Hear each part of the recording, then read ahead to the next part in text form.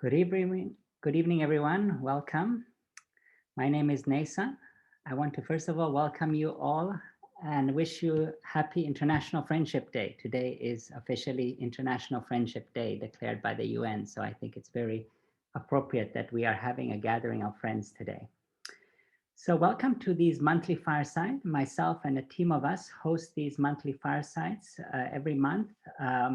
What these are spiritual discussion forum where we bring together friends, colleagues, neighbors to reflect and discuss on different issues that affect our everyday lives and our society. Typically, we have these in our homes with 10 to 20 people, but since the pandemic, we have gone online and now we have over 100 people joining these from all kinds of geographies across South Africa, across the world. So we are also happy to see large numbers joining us today from across the country. The format of these firesides is that we normally invite a friend or an expert from a certain field to introduce a topic, but it's not a one-way presentation. It's not a webinar or what we are maybe familiar in work setting. It's really a group conversation and exploration, a consultation. We want to have everybody participate and share views and raise questions. So it's much more participatory than your classical webinar. So please do participate and be part of this group discussion. Together with me, I have a number of colleagues that are helping me co-host these sessions. Tandiwe Burgess is one. Maybe you can wave to everybody so we can recognize you, Tandi. And Tinashe is the other. I don't know if he's, and there he is. So Tinashe and Tandi will be helping with both the management of the meeting as well as the technical requirements. But I think we are all experienced in Zoom by now. We know that the Zoom etiquettes of muting, when we're not speaking, raising hands if we want to speak either virtually or physically like this, or if you don't know how to raise your hand virtually, under participants, there should be a button that allows you to raise your hand virtually, and then we will allow you to express yourself. But also, if you wish, you can use the chat box to also write your comments, your thoughts, and so forth. Even though we are large numbers, we want to keep the spirit of these firesides informal and personal and participatory. So we don't have time to introduce all 70, 80 people right now on the call. It will take us the whole evening. So what we want to invite you to do is to use the technology we have at our disposal to all get to know each other better. So first of all, what I'm going to do is to get a sense where we are all coming from. I'm launching a poll.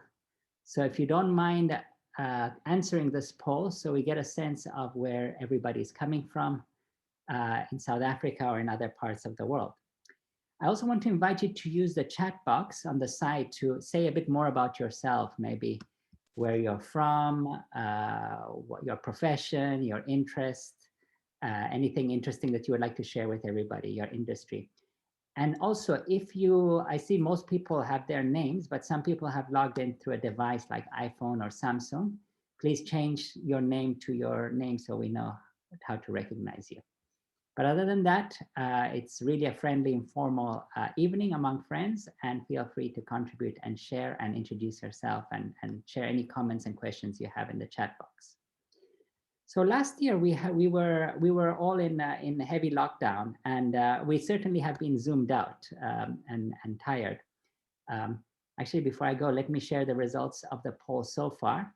Even though 86% have answered, just to give a sense that most of us, 48% are from Gauteng, and then we have a large portion of also from Western Cape, KZN, understandably, and then other provinces of South Africa. And we have a few also joining us from Africa and other parts of the world. So it would be interesting if those friends can share where they're coming from in the chat room.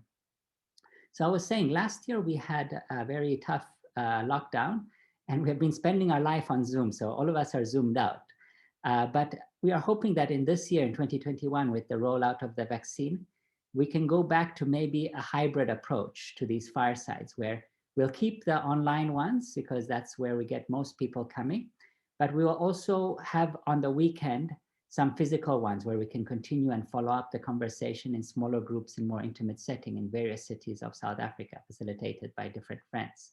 We're not doing it for this time because we just came out of the third wave. We don't want to risk more infections with more gatherings, but probably from next month, we will get back to the physical sessions also. And I invite you all to come to those in Johannesburg and in Durban and other places where we do them.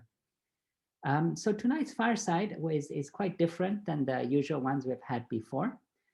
We all know we had quite an eventful and difficult past month of July. We are at the end of the month, and it's probably a good time for us to reflect on what has happened. The whole year has been tough for all of us. We all have been experiencing the pandemic and the effect it has had on the health of our families, of our country, of the people. We had so many people dying, getting sick, and also the economic impact that pandemic has had on South Africa. But this past month, things have even gotten worse. On top of the pandemic, a lot of things have happened this past month. Our former president was trialed and imprisoned for corruption, and that led to a political crisis within the country. We have seen social unrest, protests, looting, and that caused additional damage to the economy, to the social fabric, to the infrastructure of the country. And we have seen food shortage as a result of this. And all of these upheavals have really highlighted the large divide between the haves and the have-nots in the country. And this still remains highly on racial lines.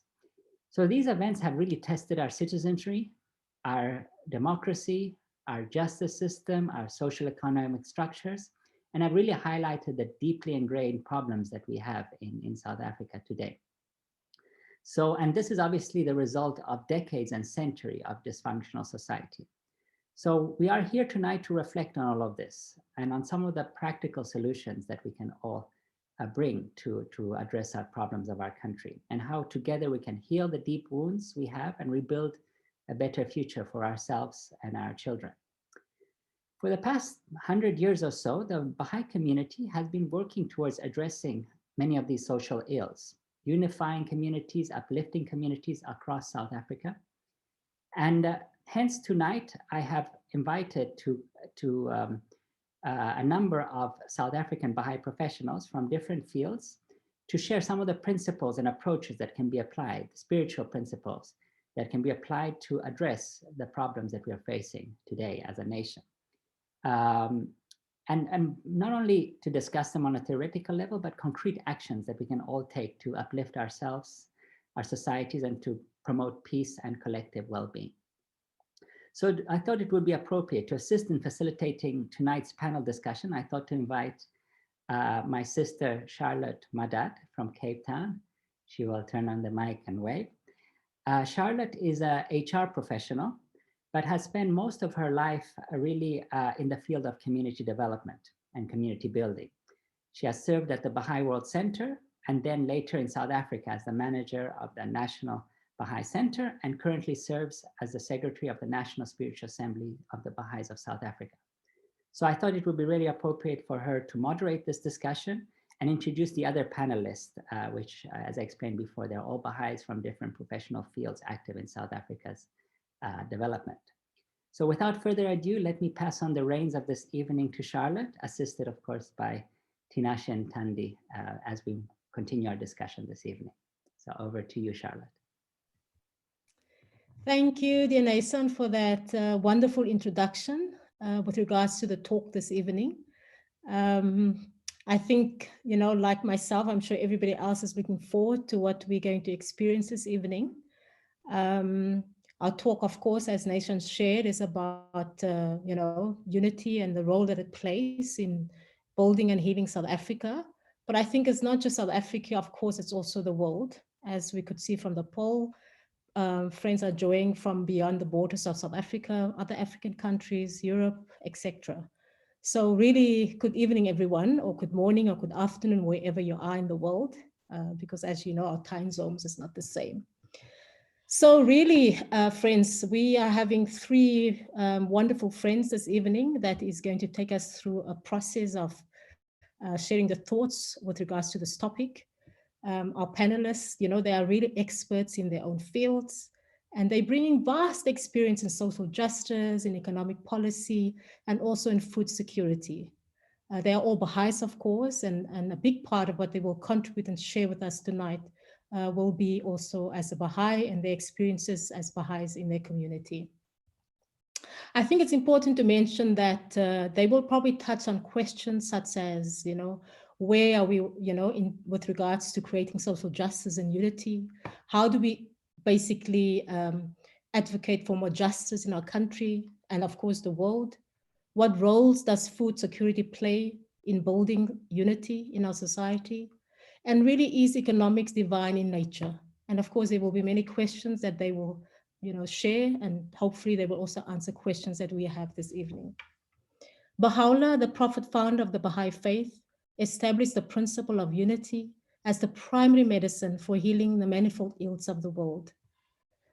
Baha'u'llah says that the well-being of mankind, its peace and security are unattainable unless and until its unity is firmly established. And again, he says, so powerful is the light of unity that it can illuminate the whole earth. So really, friends, it's with that background that I would like now to introduce the panelists for this evening. Our first speaker for this evening will be Advocate Amelia Rouhani. Many of us know her as Amy. Amy is an advocate with a focus on social justice. She works for whoever briefs her and representing these clients in complicated legal issues on an array of matters. She also does work for the Center for Applied Legal Studies, CALCS, at Wits University, focusing on social justice, making sure the law is used to transform society. She was also previously nominated as Pro Bono Advocate of the Year by the Wits Law Clinic and was the first Baha'i advocate in South Africa. Amy is committed and she's very passionate about doing her work within the framework of high ethics and service, making sure that the big industry or person or employer is doing work fairly and just. Amy also believes that every economic decision we make is an opportunity to exercise justice. Amy is a Baha'i and she is South African. She's born in South Africa. And really, it's really such a privilege. And I'm so proud of you, Amy, that you are going to share your thoughts with us this evening with regard to this very important topic. So thank you so much for agreeing to participate this evening. Our next speaker is no stranger to many of us, Dr. Irad Zabedian, who is a renowned economist, both in South Africa and beyond the borders of South Africa. Irad, of course, is an economist with a focus on economic policy and analysis. He has been an economist and in business for the last 40 years. And at the moment, when I spoke to him, he said his focus is really on radical and ethical transformation of the economy and society, with a particular focus in South Africa. Of course, I've also worked with Irad for many years, and I was very privileged to experience, Irad's very high standard of ethics within the workplace, and what he has done and continue to do to uphold that. Irad believes that the disunity that we see currently in South Africa and in the world is a fundamental breakdown of ethics on the economic side. So Irad, once again, thank you for joining us this evening, and I look really forward myself to hear your thoughts with regard to the topic this evening. Our last speaker for this evening is Professor Stephen Worth. Of course, we all know him as Steve. Steve is the Director of African Center for Food Security at the University of KwaZulu-Natal. His area of expertise are agricultural extension and food and nutrition security. Steve arrived in South Africa in 1979 at the age of 23. So in many ways, he has been in South Africa much longer than he has been anywhere else. Steve has raised 4 of his own children, plus 1 adopted child. He has also fostered more than 20 boys in the Howick, the area of Eastern Cape as well, and also in Swaziland and the DRC. Steve is very passionate about community building from the grassroots to the top. Steve believes that what we have experienced in South Africa recently is a symptom of a deeper cause. And when we truly understand, he says, what it is that we need to do, then when we are really motivated to change. So really, it's with this, vast background of just introducing these friends and what they're going to share with us this evening that I would like to welcome them and once again thank each and every one of them for their contribution this evening. So I think without further ado, we will ask Amy to start first, and then we'll ask Iraj and then Steve. And then after that, we will open it for consultation, questions, and contributions that the friends here tonight can share with us. And Tanashi and Tandi will assist with making sure that we don't miss anybody who would like to contribute. Thank you very much, friends, once again for joining.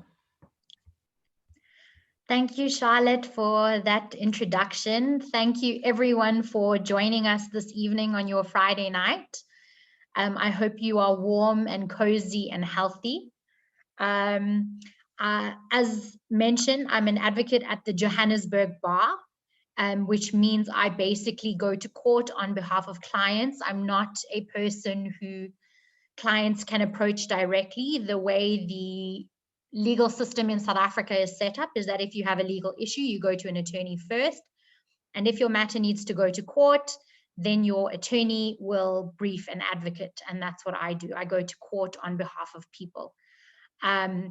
So as Charlotte mentioned, I can be briefed from anyone from a person who's losing their house to a bank who is taking away someone's house. It's not a particular person or entity who I work for, but rather I'm there to facilitate justice for whoever needs it. I don't do criminal law, so if you have involved yourself in that element, please don't contact me. I won't be able to help you. But I'm really glad to see everyone here. Also, it wasn't particularly mentioned, but the Baha'i faith does not have any priests or clergy. So the perspectives that I'm going to be sharing tonight are my own perspectives and understandings of the Baha'i faith and the Baha'i writings. They will be flawed, and as the key principle of the Baha'i faith is the independent investigation of truth, I hope that you will go and check up on everything and do your research on elements that are being said. Where I refer to quotes, I will be putting them in the chat, so you can read up on them and reflect on them at a later stage. When I was approached for this talk and when I was thinking about the topic, to be honest, I found the theme quite cheesy, because I was like, well, you know, South Africa doesn't have unity, and I don't know anywhere in the world that does have a fundamental sense of unity. And I was thinking about this concept of unity a lot because, as Charlotte had mentioned before, one of the quotes of the Baha'i writing states that the well-being of mankind, its peace and security, are unattainable unless and until its unity is firmly established. So for me, mathematically, you cannot have peace and security until you have unity, right? And neither peace nor unity are, you know, these fluffy kumbaya, hold hands, rainbows and marshmallows kind of concepts. And so I was thinking, okay, if it's mathematical and you want to have peace and security, and you need to have unity in order to have peace and security, what do you need in order to have unity? And when I was doing the research in terms of the Baha'i writings state that the purpose of justice is the appearance of unity. So for me, it's quite a mathematical thing. If you want peace and security, you have to have unity. And if you want unity, you have to have justice. Now, justice, again, is also not this fluffy kumbaya concept. It's also not an exacting, it's not a vindictive or vengeful concept either. It's not an eye for an eye concept. But it does require a great deal of evaluation. And for me, what is very interesting and radical and revolutionary about the Baha'i faith is that it is interested not only in the transformation of the individual, but also the transformation of society. And that these two things are inextricably linked. You cannot have transformation of society without transformation of the individual, and you cannot have the transformation of the individual without the transformation of society, because we are a linked unit. So it is a situation that I then thought to myself, okay, well, what does justice look like? What does justice look like for individuals, and what does it look like for society? Because those are two very different things.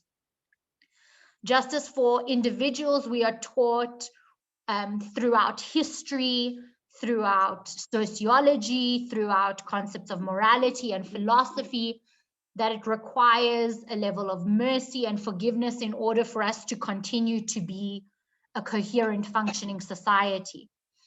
Whereas justice on a societal level requires a lot more from us. And so what is interesting is what does it require from us as individuals? And so that is something that I'd like for everyone to kind of think about this evening, is that how do I as an individual practice justice? And how do I as an individual practice justice within society? Because those are very different, those may be very different things. What I wanted to say is that, you know, there are elements within society that make life very difficult. We are asked to evaluate our lives to see, you know, how can we eliminate prejudice? How do we practice being the best human being we could be?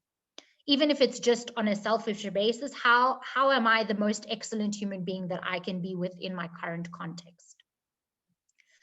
And then we have to consider that there are systems in place in society that also have an effect on society.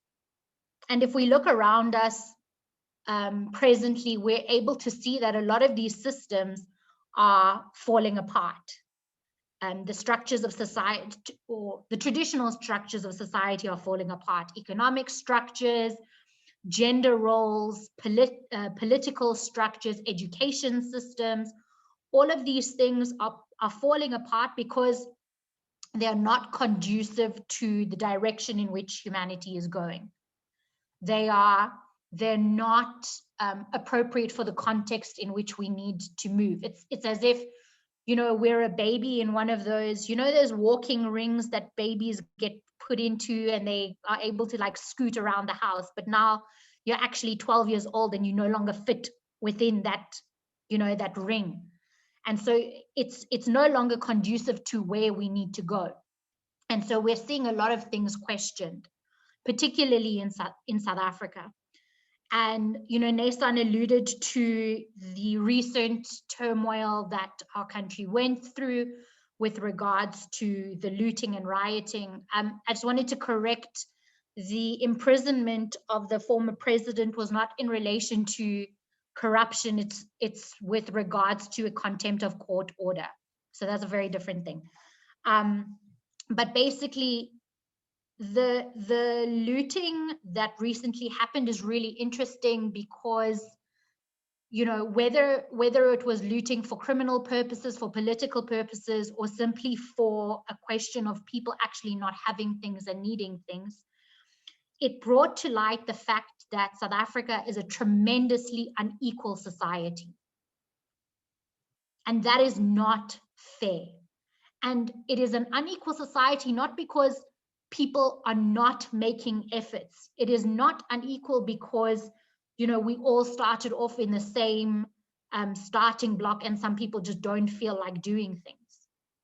There are systems and laws and structures in place that are keeping the majority of people in a really prejudicial situation. And it is completely unfair. And, you know, when you think about all of the things that are wrong in the world, it can become really overwhelming. Like, oh my God, I need to deal with racism. Oh my God, Children don't have food. Oh my God, people are dying because they can't go to school. There are so many things that are problematic in the world that it can become overwhelming if you think about them. And there was this really beautiful quote that I had found. Now I have to try and find it. But it basically says that it is neither your responsibility to finish the work of perfecting the world, but you are not free to desist from it either. And for me, I really love this quote because, and I'm going to share it in the chat box, but for me, it's an element of thinking to ourselves that you are responsible for your framework and your bubble, but there's also an element of responsibility that you have towards the society around you, to take care of those around you. And as I mentioned, that can be quite overwhelming because the scale of injustice in the world right now is so large. But it can also be eroded and chipped away with very little things, with very small things that we can do individually. And I don't want to say, that, the problems of the world will be solved by individuals suddenly turning around and doing things, because it will and it won't. You can't necessarily solve structural racism and structural inequality with everyone suddenly turning around and doing things, because it's also systemic and systematic. Excuse me. And so the systems also need to be changed. But we do have a responsibility, I believe personally, to do things that are within our scope of power, and within our scope of interest. And what that requires for me is for us to extend our kind of blinders, extend our vision from being me focused to being we focused, to just think about a few more people beyond yourself. So, for example, and I'm so glad that profs, it's so weird for me to call them profs Worth and Abedian, because I know them as Uncle Steve and Uncle Iraj, but I'm trying to be professional as well. But I'm really interested that they're going to be talking about economics and food security, because those are two things that are inextricably linked to justice. Something as basic as how you spend your money can manifest justice. And particularly in South Africa, where you are literally able to change someone's life with 100 Rand. Like, it's unbelievable that we have this incredible opportunity to transform and change people's lives with something as basic as money. And we can erode prejudice, and what it requires of us in terms of eroding prejudice is a deep element of reflection, of self-reflection, and evaluating our own prejudices and seeing where they come from. The Baha'i writings talk about the fact that a core element of justice is seeing things for our own self and not through the eyes of other people. We have to be able to evaluate things clearly, with our own lens, so that we don't absorb the prejudices of previous generations of people. It's really, really important. And so it will require from us to reflect and think a lot about what we do and how we do it. How we spend our money, how do we talk to people, how do we employ people, how do we abide by the laws of the country. Are we just thinking about ourselves? Are we thinking about other people? And what are we doing? And there are small things that we can do that can embody and manifest justice within our lives. I don't know, Charlotte. I don't want to be talking too much, and I don't want to be taking over time of other people. So that wasn't something that was mentioned, but you can continue, Amy, for a few more minutes. Okay. So yeah, fairness and justice on an individual level, as I mentioned, is very different to fairness and justice within a societal level. And what I wanted to share, if I can just go to the page, and I will share the link where these can be found. There is this amazing resource called Elevate World, and there are collections of writings and meditations that are focused on lots of different topics that you can read up and be inspired by. And they happen to have two collections. One is on justice for the collective, and one is on justice for the individual. So I'm going to share both so that you have access to them, and they happen to also have them in audio format if you know of anyone who is sight impaired or you want to listen to it while you're driving. What I wanted to share is that the one quote that says, at the group level, a concern for justice is the indispensable compass in collective decision making, because it is the only means by which unity of thought and action can be achieved. Far from encouraging the punitive spirit that has often masqueraded under its name in past ages, justice is the practical expression of awareness that in the achievement of human progress, the interests of the individual and those of society are inextricably linked.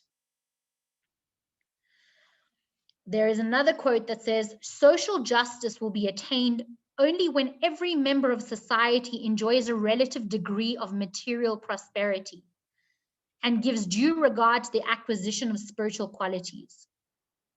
The solution then to prevailing economic difficulties is to be sought as much in the application of spiritual principles as in the implementation of scientific methods and approaches.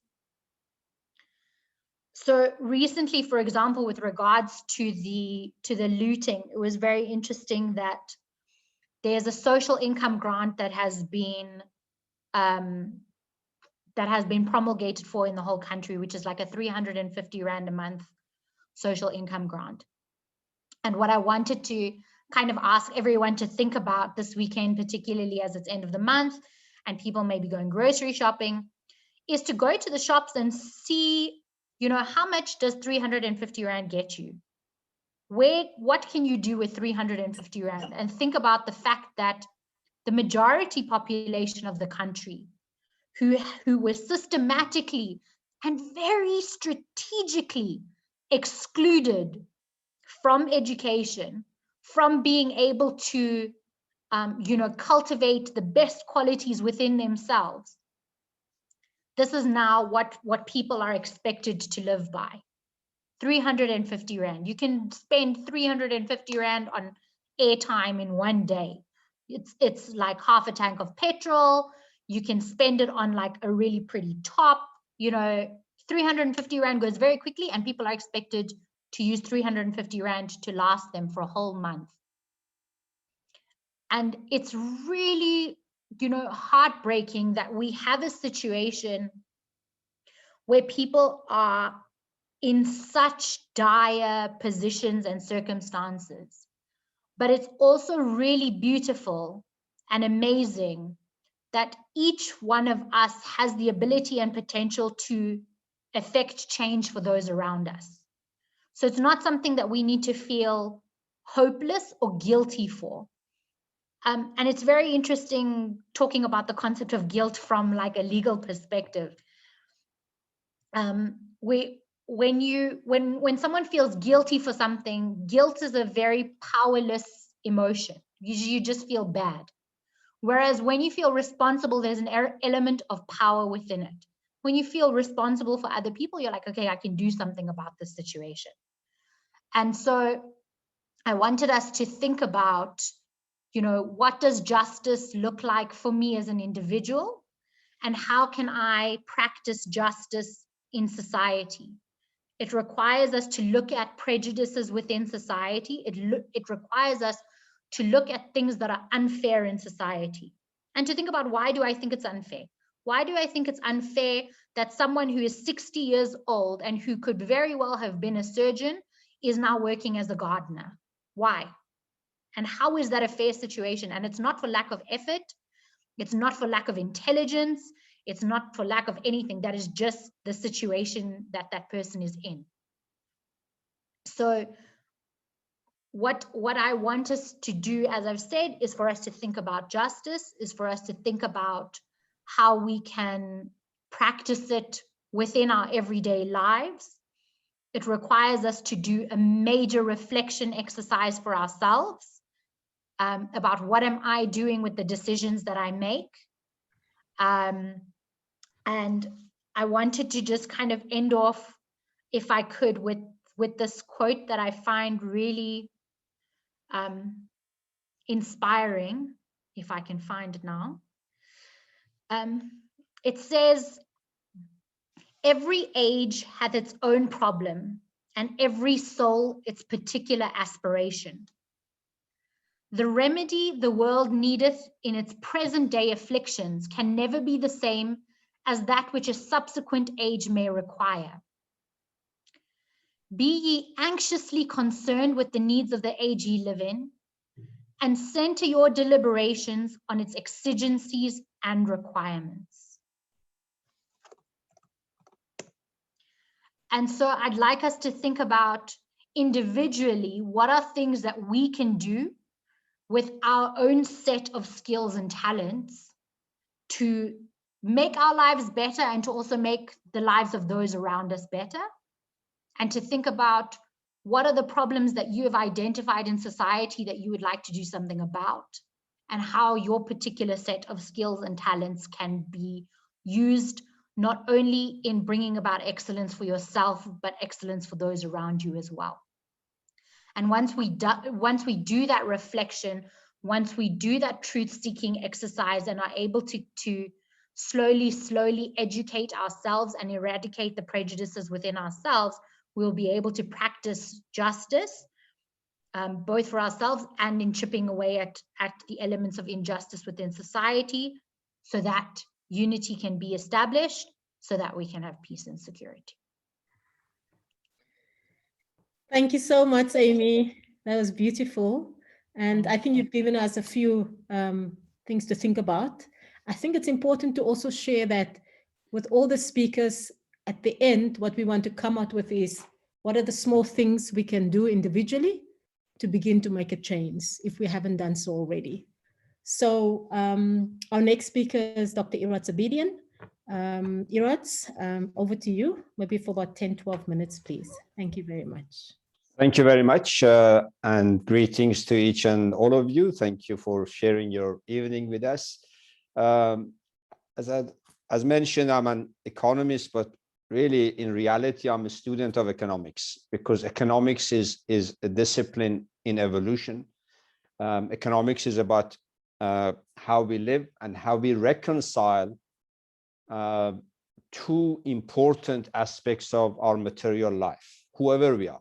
One of the exciting things for me as regards economics is that every human being is an economic player. Each one of us here and all the other 7-odd billion who are not here, doesn't matter how much they deny, they are an economic player. They make choices, and those choices are driven by what they believe and who they are. And all those choices affects what we create. And it's so simple and so convenient for all of us to blame somebody else. For example, how often have you heard that the rich blame the poor? Oh, they are lazy. There is so much to be done, but they are just lazy. And the poor blame the rich. Oh, there is so much around. They are just so greedy. And we then blame, when we don't like something, we say, oh, only if our leaders were so and so, only if somebody else, not me, was doing something differently. Economics is the exciting part of economics and the challenging part of economics is that it has to blend two very important parts of human life on the planet. And human life on the planet, as I understand it, and it's important to make this upfront before I get carried away, that what I'm sharing it with you is my understanding of economics blended with my understanding of the Baha'i faith. Baha'i faith is not an economic textbook, it's not an economic theory. It is a foundational principle for reconstituting the society. And the society has got a justice system, as Amy highlighted, it's got an economic system, it's got a political system, it's got everything else. The guiding principles is what I get inspired by, and that comes from my belief in the Baha'i faith. And I reflect on it every day. But it doesn't mean that I fully understand what is Baha'i economics, because there isn't such a thing as Baha'i economics. Are there principles that guides the Baha'i thinking of economic actors, you and I, whatever our role should be? Absolutely. Justice is one of them. Justice in economic resource allocation is absolutely critical. Baha'u'llah says the best beloved of all things in my sight is justice. It doesn't say in economics, it doesn't say in the lecture room, it doesn't mean at the workplace, it doesn't mean at the farm or factory or the bank. Wherever we are, the best beloved of all things in my sight is justice. When you do shopping, you got to think about, am I exercising justice? Am I exercising justice in how much I have to spend? Yes, I can spend, but am I being fair? And is it the best thing that will come out of my choices? And how often these days we hear, luckily, a global, not a local, a global movement about consciousness about what we spend on. For example, when I was a youngster, I always aspired to have an animal fair because it was such a fashionable thing and such an aspirational thing. Nowadays, you should be embarrassed if you're wearing an animal fair, or if you're doing something which is not good for the environment. The fact that we can afford it does not mean that we must do it. The fact that we have the resources financially or intellectually doesn't mean that is a fair thing to do. It's not fair to the society. It's not fair to the environment. It's not fair to our next generations. So the Baha'i principle that guides economics is exercise ethics in all that you do. And I want to just unpack it because of the horrendous things that we have experienced here, and without, by any stretch of imagination, minimizing the horror that we have experienced, the trauma that many of our, in fact, possibly hundreds of thousands of our fellow South Africans have experienced. Without taking anything from that, I just want to ask you to lift it at a global level. As we sit here, more than 40% of human beings on the planet, and that's roughly about 3 billion people, not million, billion. They don't have that 350 rand that Amy was referring to. They just don't. They live on less than that globally.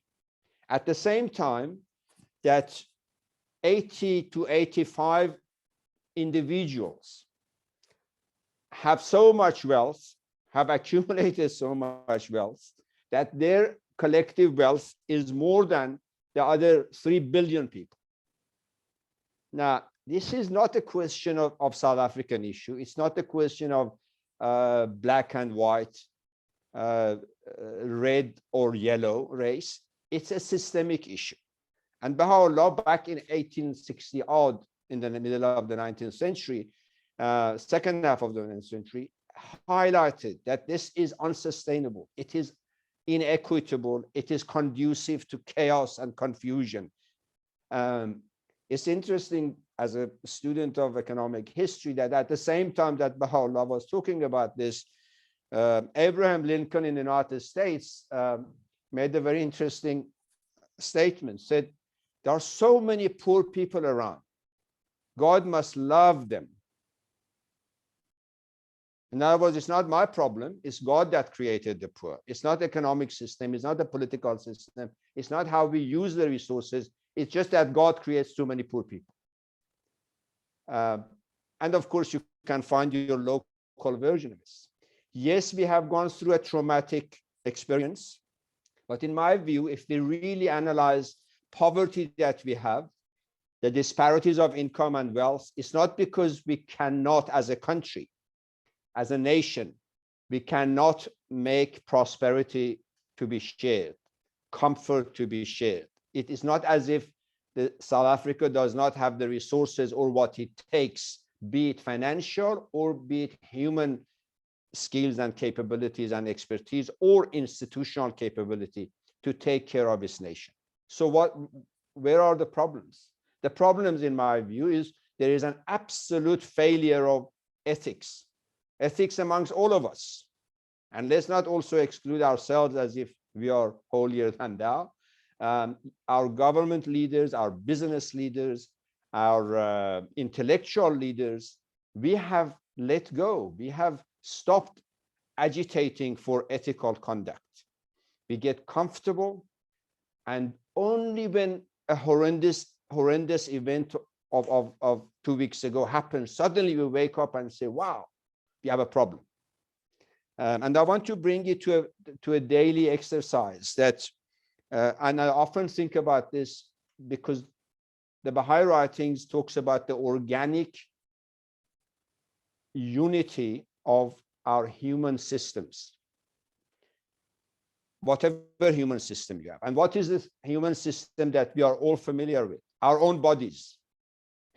Our own body is where organic unity of different organs of our body, our system. And you can extrapolate that very easily to the economic system, to the social system.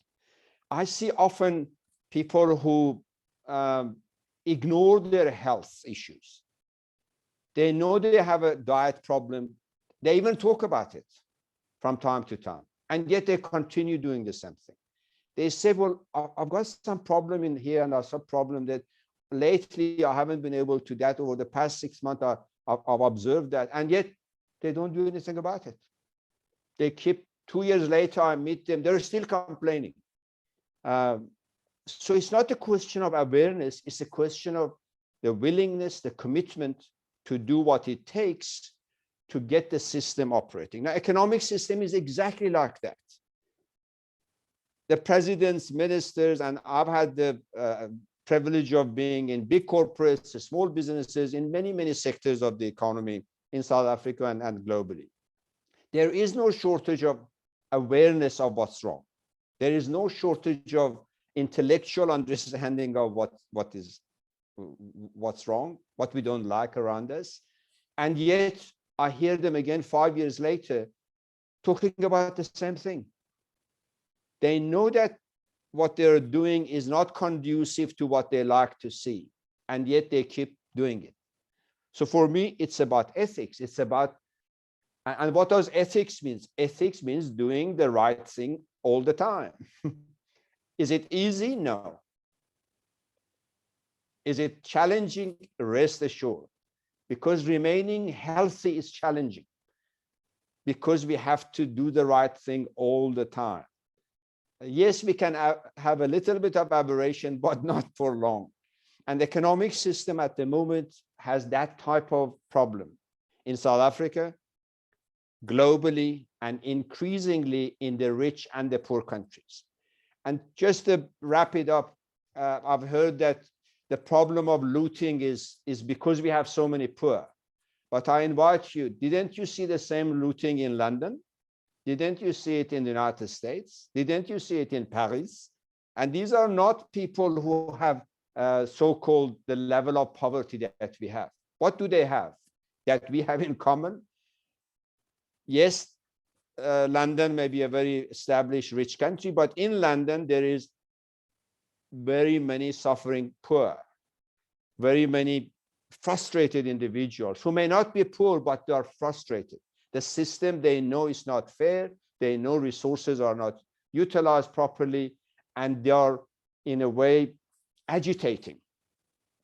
And that agitation comes from the inner values that all of us have in our quest for justice.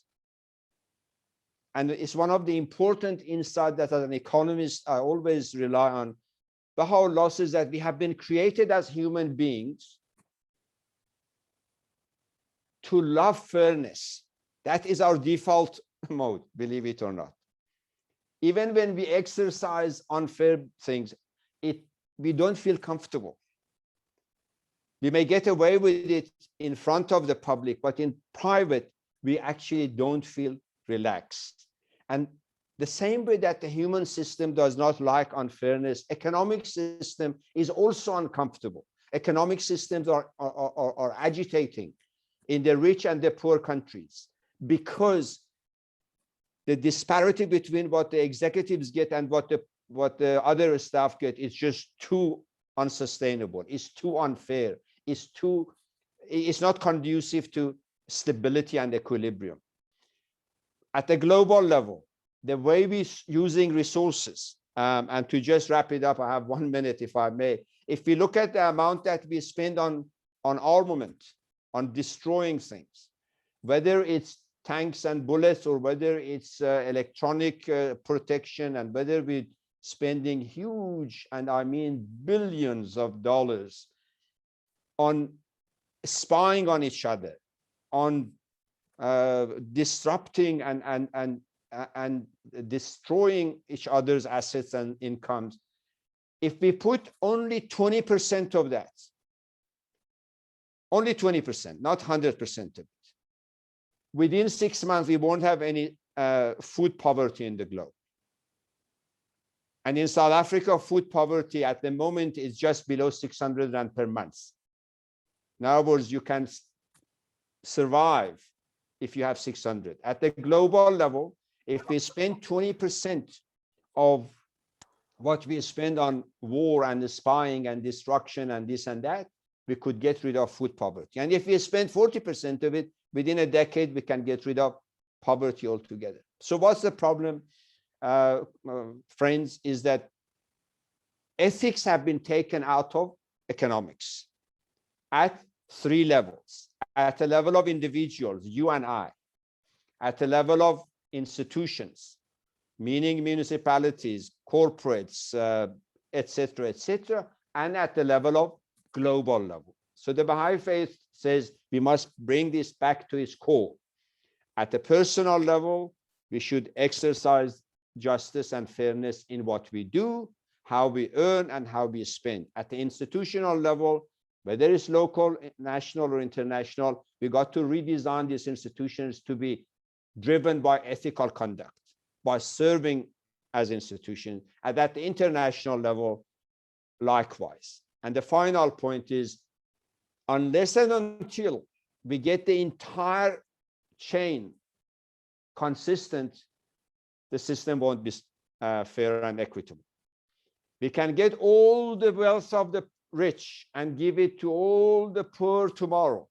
I assure you, within less than 18 months, we'll be back where we are. That's the issue. Thank you very much. We can come back to some of these things a bit later. Thank you so much, Irad. You're leaving us with a lot of questions, which hopefully when we open that up, we will have some answers. So thank you for that. Very thoughtful. We will now go to Steve, Professor Stephen Wirth. Please go ahead. Right. Well, a lot of territory has been covered, and I had some original thoughts. And then as I listened to Amy and Iraj, I was thinking, okay, so you put 3 Baha'is in a room, and chances are they're all going to say pretty much the same thing. It's all going to be about unity, because that's the primary teaching of Baha'u'llah. In fact, you know, he really came for a single purpose, which is to unify the human race on a global scale as a single family, a single culture, single people. And he's really quite emphatic about it. Amy already shared that quotation of the well-being of mankind, its peace and security being unattainable unless and until its unity is firmly established. So It's an interesting quotation because it's, you know, when I was a kid in the 1960s, there was a saying about subverting the dominant paradigm. And you know, if you wanted to change things, you had to subvert the dominant paradigm. And when Baha'u'llah wrote that, or shared that vision with the world, it was definitely subverting the dominant paradigm.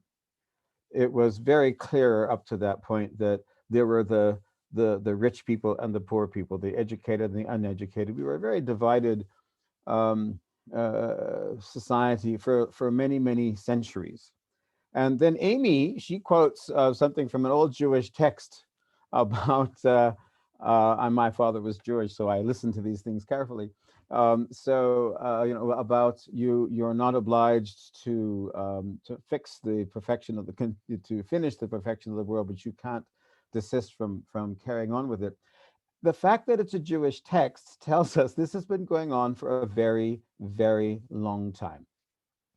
And that in fact, one of the fundamental principles of Baha'u'llah is that we have been, as a world, on a trajectory towards the unification of the planet. And so one of the challenges Baha'is have in dealing with subjects like this is that we don't actually offer a lot of short-term answers, because the answers that we offer are really subverting the dominant paradigms, and they require changes that even our international institutions tell us are going to take centuries to put into effect fully. But those centuries have already started, and the speed with which we make these transformations depends on the number of us who get involved and get on board with the kinds of actions that can be taken. Raj has quite eloquently explained how we need to do this individually and collectively as communities, as institutions, and in all aspects of our economic lives. So there's no difference in food security. And I was quite happy when I read this passage from Baha'u'llah when I was made the director of this Food Security Center, because it talks about the security of mankind being dependent on unattainable unless and until unity is firmly established. So presumably food security is a part of that security. Now, how odd is it that we would say that we cannot actually achieve food security until we have unified mankind? I mean, no one talks about that, because when we approach the subject of food security, we always want to approach it from the point of view of the science. And we have lots and lots of discussions going on. I'm trying to be gentle. They're not really discussions, they're usually debates, and usually dichotomized debates, where it's industrial agriculture versus regenerative agriculture, or it's organic chemicals versus inorganic chemicals, or it's various things put as opposites to each other. We have so invested in dichotomous thinking, rich versus poor, black versus white, culture versus culture. We've invested in this, and it's been invested in us through our education systems, through our governance systems, and it's been replicated right through to our food systems. Now, what I also took great comfort in reading in the Baha'i writings is that Baha'u'llah highlights, points out five things. He calls them, I just need to get the right words here. He calls them the fundamental principles for the administration of the affairs of men. The first one, he says, is promoting the lesser peace, which is a kind of a political peace around the world. Second is developing a common world language. Third is promoting fellowship and kindness and unity. Fourth is setting aside money from your earnings to educate children. And the fifth is to give special regard to agriculture. And then he says, interestingly enough, that although agriculture is mentioned in the fifth place, unquestionably it precedes the others. And so we find that the very foundation of the administration of the affairs of people is agriculture. And it makes sense, doesn't it? Because we all have to eat, we all have to, like all living beings, we all have to survive physically in this world. This theme of Baha'u'llah is expanded by Abdul Baha, who was his son and successor, who says, if we want to solve the economic problem, we have to start with the farmer. You know, I studied agriculture when it was very unpopular to study. I grew up in Hollywood, movie acting family, musicians, all these things. Everybody thought I was nuts. And then I said, I'm going off to Africa, right? So clearly I was having an episode, and I haven't finished the episode yet. And what I found so fascinating was, for all those years I studied agriculture, I had read this passage from Abdu'l-Baha where he said, you must start with the farmer. I always heard the word farm. And all of agricultural studies, all of agricultural science, even my own profession in agricultural extension, we start with analyzing the potential of the farm. What can you grow here? What can you produce here? What's the quality of the soil? We start with that. And it took me years of working in the field in the Northwest Province, working with farmers to realize there's an ER in this. In other words, you start with the farmer, not with the farm. You start with the human being. And so this was a paradigm shift for me. This was subverting the dominant paradigm in the way we approach agriculture, in the way we approach agricultural development, in the way we approach food production. Because if we're going to focus on the technical science of producing food, there's an endless debate that will go on. There are endless possibilities. It's driven by so many factors. But if you focus on the human being, there are some very common fundamental principles that we can all address. And so food security and there are many solutions to food security, or many aspects to the solution to food security. But on the production side, one of the answers to food security has to do with the farmer himself and building the capacity to engage. But again, engage in what? So one of the things the farmers have to learn, and the whole farming sector has to learn, and the whole food system has to learn, is exactly what Iraj is talking about, to build the capacity to be ethical about land choices and what you do on that land, what you grow, what you don't grow, how you grow it, where you grow it, why you grow it, to whom you sell it, what prices you charge for it, what kind of material you're using. There's a whole range of issues that have to be addressed that have nothing to do with actual production. They have to do with the decisions around that production, around that value adding, around the pricing. And so on a very simplistic term, one of the paradigm changes that has to be made in food security has nothing to do with food at all. It actually has to do with the security issue. And the security issue is really about unity. It really, and what's so interesting, and I will share this with you as well, when Baha'u'llah wrote that statement about the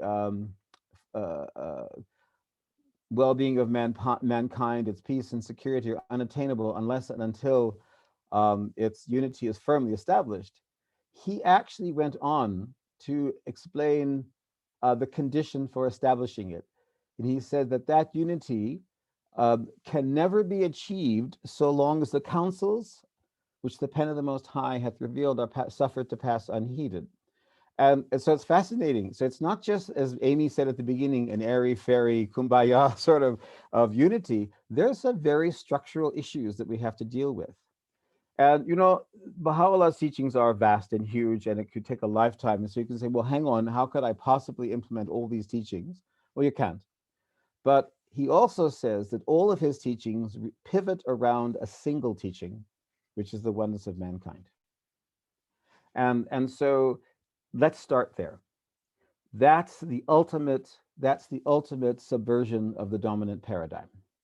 Because when I look at you, when you look at me, when I look at a child, I look at an adult, when I look at someone in the street, when I look at someone asking for money or someone giving money, what do I see? Who do I see?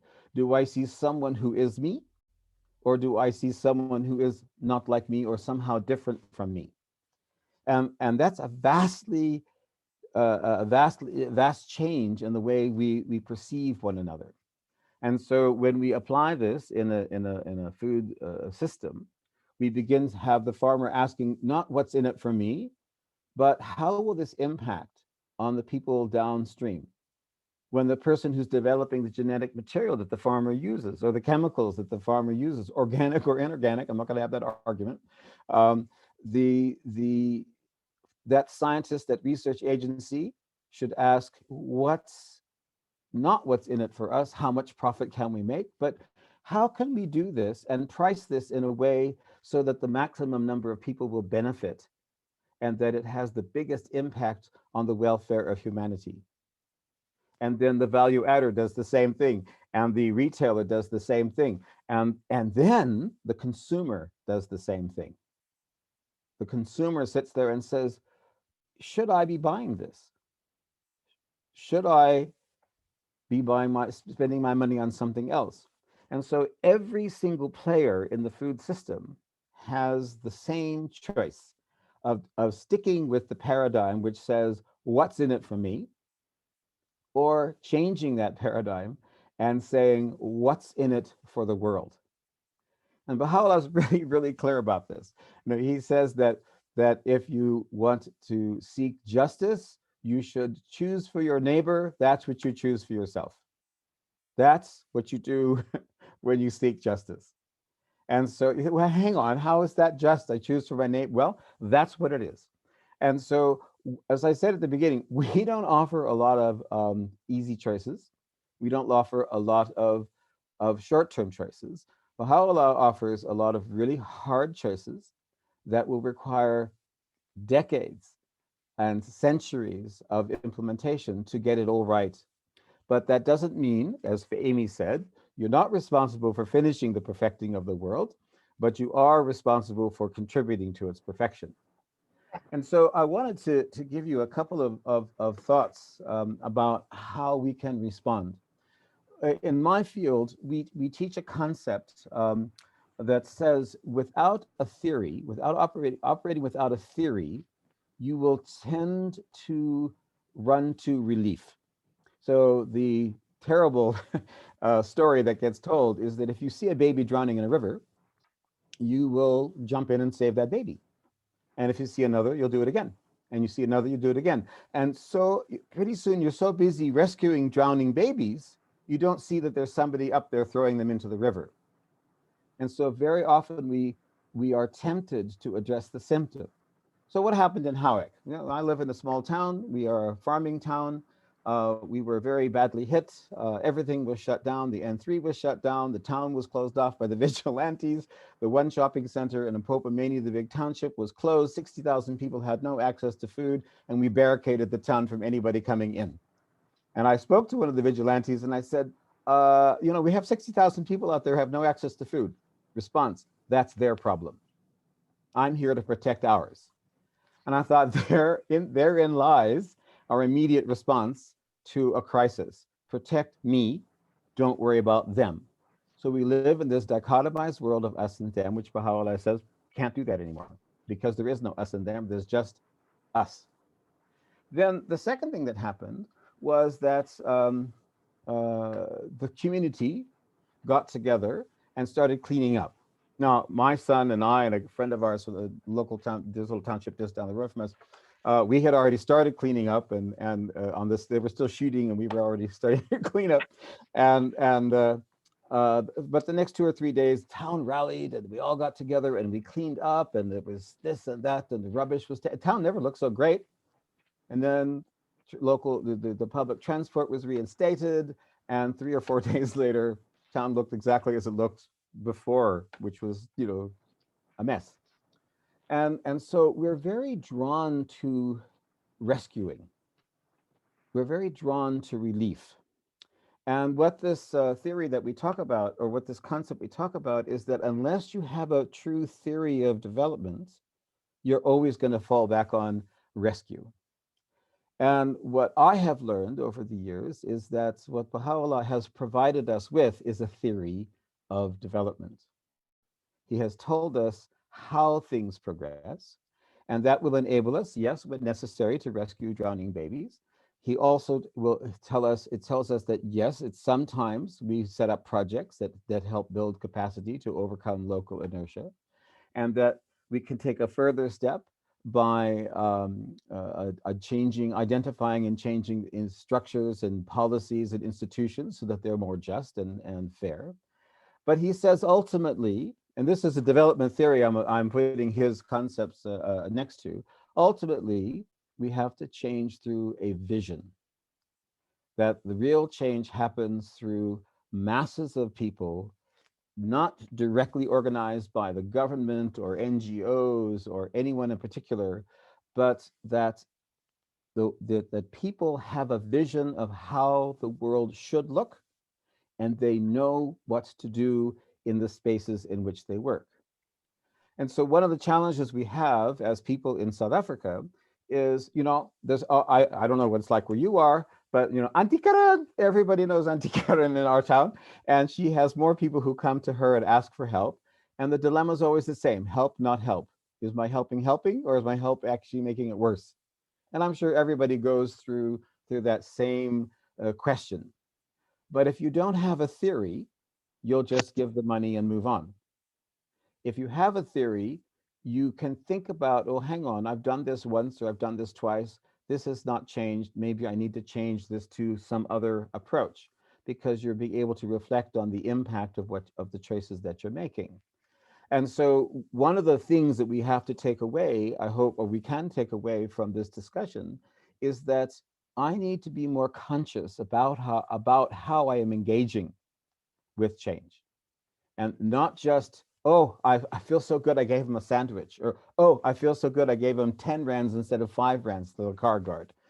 That we have to really be conscious about what is happening. So, for example, we had a crisis happening some years ago, and we suddenly had 10, 20 people coming to our house every day looking for food. And we did this. It was part of what we were doing. And then the local forum and the police came to us and said, please stop, because you are causing such traffic of people that there's now people are scouting houses and houses are getting broken into. So the act of helping was actually making things worse for everybody. So we had to stop, rethink, and find another way to do this. And we were very grateful for having that intervention from them, because it helped us learn about, get back to the theory of development, not just to the, oh my God, they're hungry, we got to do something right now.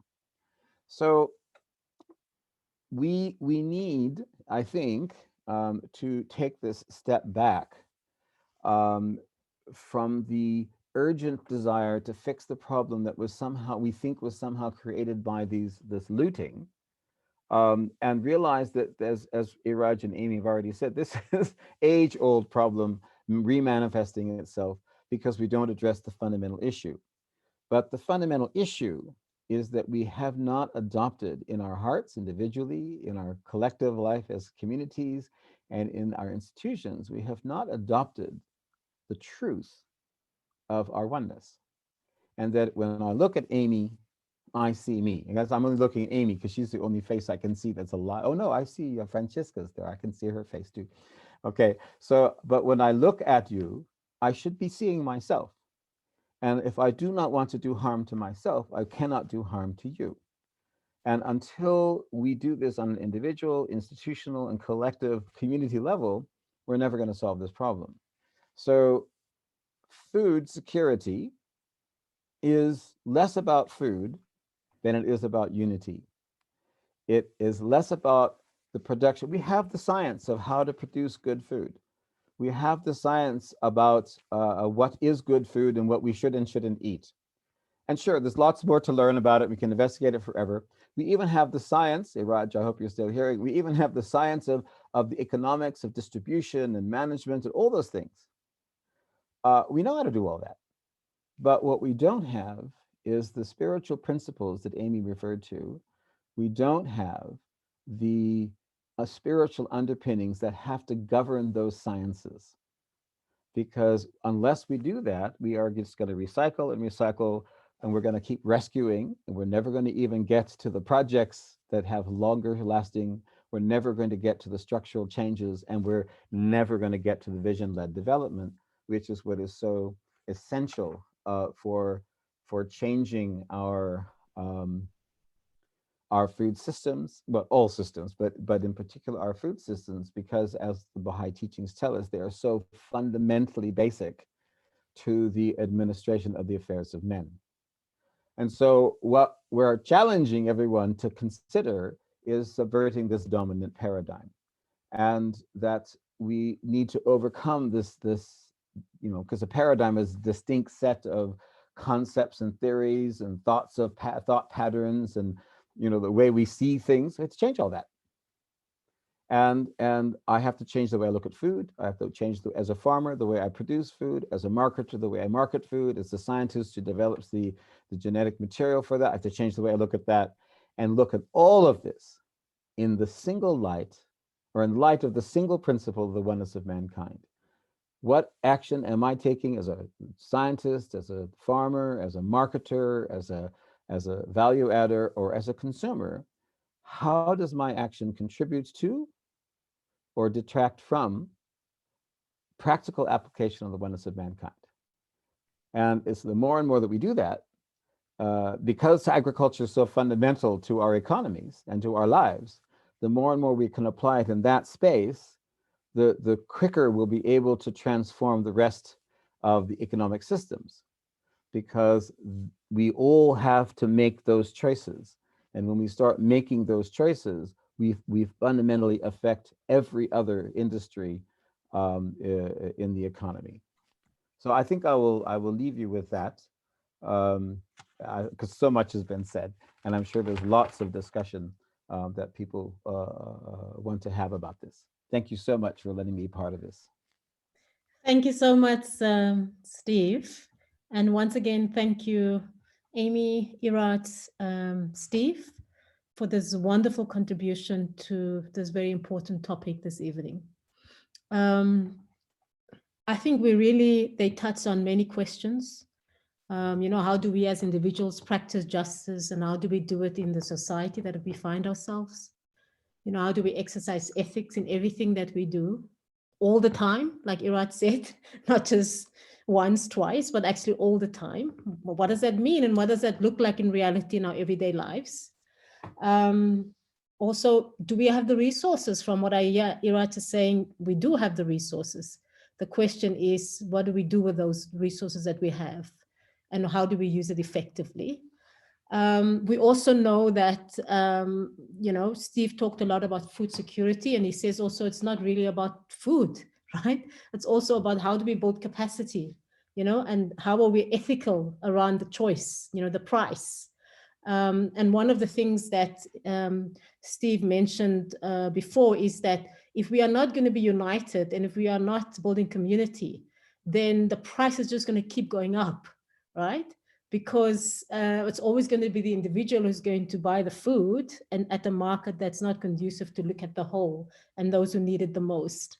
So, with that in mind, I think let's open it up. Let's share your questions. Let's share our thoughts with regards to this topic. Let's keep it constructive. Let's keep it focused. Let's keep it practical. Let's keep it as to when we leave here, what are the things that we feel we can do based on what the friends have just shared?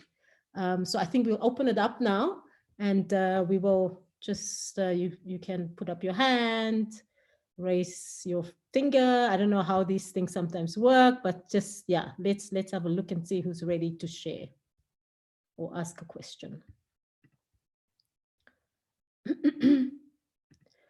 All right.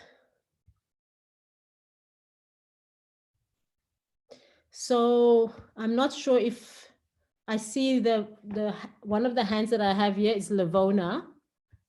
So maybe Lavona, if you can please go ahead with your question, or if you want to share something, please. Stephen, when I heard you saying that learning about farming, you first have to address the farmer, the person. It reminded me of the land restitution, and at the start of the pandemic, I connected with someone in one of our rural areas, and we were looking at food insecurity.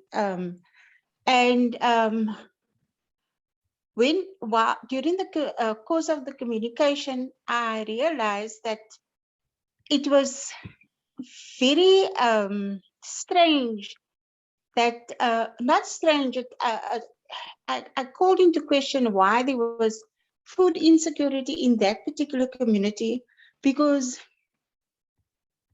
that was one area in South Africa where farm workers had been allocated farms, but they were not producing food. I then asked the leader of the community, who unfortunately passed away 2 weeks ago, to send me photographs of the people who had been allocated these farms. And what I saw was a group of very old, and I'm not sure that they were that old, but they looked very old and tired. And I couldn't see how this group of males were going to get up at the crack of dawn and do what we call farming. And it is one of the poorest communities in South Africa, because the Eastern Cape is the poorest province in South Africa. And then we started talking, as you said, about his vision for that particular community, and how that land, that collective land, could work as a source of cohesion for the entire community.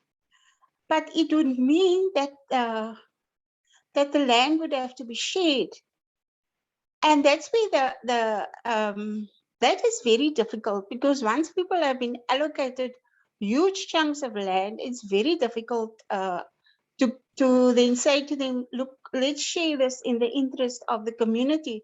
But if that is not people's thinking, and it's not because people don't have ethics, it's just because that is not their thinking, and the psyche of people who have been downtrodden in South Africa, who has worked as slave laborers all their lives, to now be told that they've got to share what has been given to them. It's very difficult, because all the trauma that we suffer as individuals and as families, it sits within our bodies, and when our bodies are uncomfortable, and we don't think straight, because we get angry, we get frustrated, we get moody, miserable, all the rest. And it's very difficult to sit with somebody who's feeling hugely uncomfortable in their body, and they're hungry and cold, because it also snows in that part of the Eastern Cape. And I was talking, it was very cold at that time, and you could see on the photograph that people were sitting huddled together. So I agree with you, and with all the speakers, that we do have to think about unity and the relationship between unity and peace and justice. But we also have to look at what it is. I mean, this is my understanding. What am I feeding with regards to myself? And when I communicate with people, when someone comes to me and we have a conversation about changing things, what am I feeding? Am I feeding the notion that someone has been oppressed? Am I feeding the oppression? Am I feeding the anxiety? Am I feeding the racism? Because in South Africa, we calling on racism and being racist, it's a very easy fallback position, whether you do it as a victim or as a perpetrator. So in all my interactions, and I need quiet time to do this, is to ask myself, what am I feeding? Because everything that exists only exists because it is fed. So whether you're talking about love, hate, fear, resentment, oppression, if it is, as long as it is fed, it will exist. Thank you. Thank you so much, Lavona. I think we're going to take a few questions before we turn it to the panelists. Also, if the friends can just turn to the chat as well, there's some thoughts that's also shared in that space. The next person is Ladan. Ladan, please go ahead. Thank you very much, dear Charlotte. Good evening, everyone. Let me just thank our speakers first. Their thought-provoking presentation has been wonderful. Thank you. So all three presenters all three of them made one very clear point, which was that we need to care about each other, and we need to not only care about ourselves, we need to care about each other, and therefore create unity. And so the question really, my question, or what I'm thinking about is, well, we're so different from each other, you know, how can we see somebody else and then see ourselves in somebody else? You know, how can we create that togetherness? And in my opinion, we have to look at who we are, our core. What is our core? Because I think that the core of each one of us is one, is that we are all the children of the same God. We all have a soul. You know, when I was going through my studies at university, studying psychology, my teachers, lecturers used to say, people are like onions, you know, they have, you have to peel the onions, and there are different layers of onions. And then when you get to the heart of the onion, that's the heart, you know, that's the center of it. So when I think about it, yes. Okay, so as my name is Ladan, one layer of the, one layer is I'm a woman, I'm Persian, I speak English, I'm a mother, and so on and so forth. But right down at the core, when you peel all those things away, even peeling away the fact that I'm a woman, when you peel that away, I am a soul. I have a soul, and I'm a lover of God. Now, if I can relate to other people by seeing other people also as lovers of the same God, as the children of the same God, then I can love them, and then I can relate to them. Otherwise, I think it would be very difficult to really love people, because all these differences come in between us. So the point, sorry, it wasn't a question, but my point is really, without God in the equation, it will be, I think, quite impossible to do this, to bring about this oneness and unity. Thank you. Thank you so much, Ladan. I don't see anybody with another question. So I think in the meantime, maybe I can ask the panelists to respond to Levona and also to Ladan. And I was thinking actually of maybe Amy and Steve, you know, Steve from in relation to what Levona shared, and then also maybe Amy in relation to what Ladan shared. And of course, Iraj, you can also share if you have any thoughts with regards to either one. And then please, friends, just let the questions come. We still have a bit of time so that we can come at the end with some solutions, I think. So please go ahead, Amy, and then maybe Steve, or Steve and Amy, whichever one prefers to go first. I'm going to defer to the professor first. Uncle Steve can go first. Cheap shot, Ames. Okay, I got your number. Okay. Well, Levona, it's interesting that in the midst of your conversation, you were expressing exactly the source of the problem, that we have so deeply entrenched me in the economy, and me in the land, and me in choices, that the minute I am asked to consider others, I think, what? Why? You know, all of my life, this has been about me. And one of the challenges that we have in the Baha'i community, and it's a real challenge, is that we do often, because as Iraj has pointed out, there's billions of people who are destitute.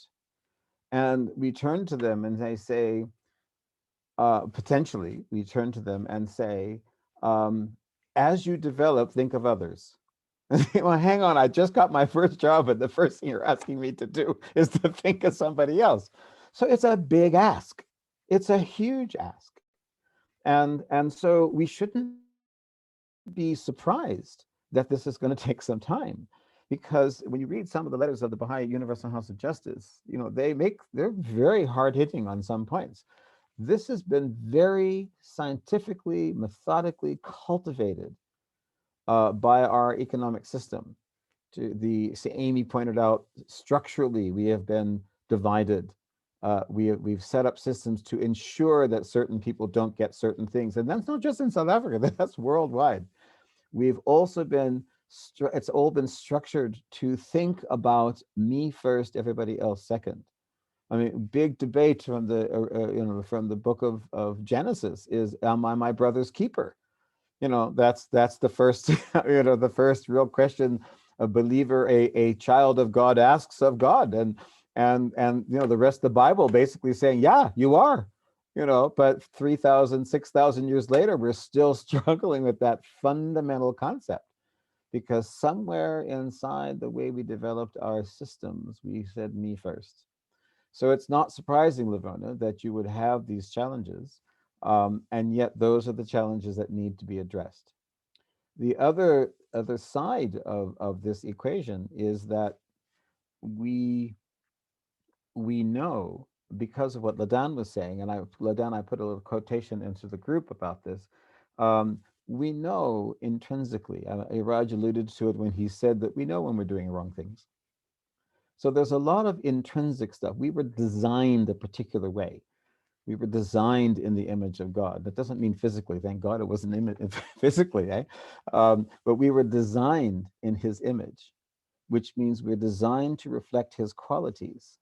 And so we're designed to reflect justice. We're designed to reflect acceptance, oneness, unity, all these wonderful virtues.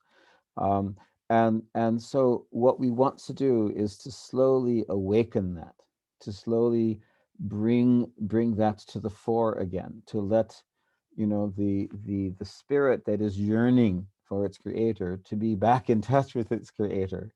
And somewhere in Baha'u'llah's writings, he says it's just a drop of water from this revelation is enough to soften the hardest of hearts.